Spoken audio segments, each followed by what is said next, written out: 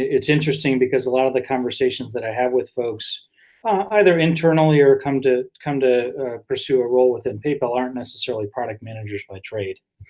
So the advice that I always give to those folks is you bring a set of translatable skills to the table.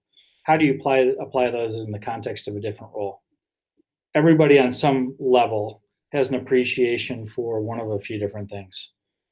Understanding the customer, or an interest in the customer and having been or experienced being a customer, um, an understanding and appreciation for what the opportunity in solving problems and coming up with ways to do that, and putting some structure in place and really going about and delivering results.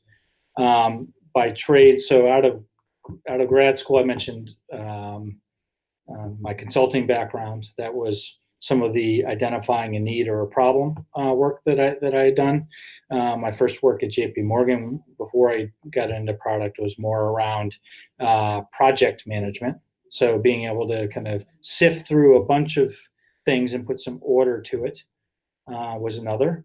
And also being able to have that customer empathy or an interest in building that skill set are things that I think are important. Because you're right, not everybody, actually nobody starts their life as a product manager, but being able to understand what those areas are and how your experiences, both in personal life or professionally, have helped can be applied in that context. I've hired people that have been technologists. Somebody on my team used to be a lawyer. Um, Somebody just started this summer out of undergrad. Another person started a couple summers ago out of undergrad and hadn't had any experience, but they just had a strong belief in one or more of those dimensions, and you can build those skills. Um, but what do you bring to the table?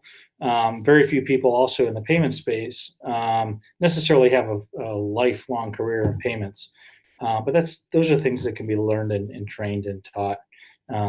It's how do you apply your skills in the context of the opportunity.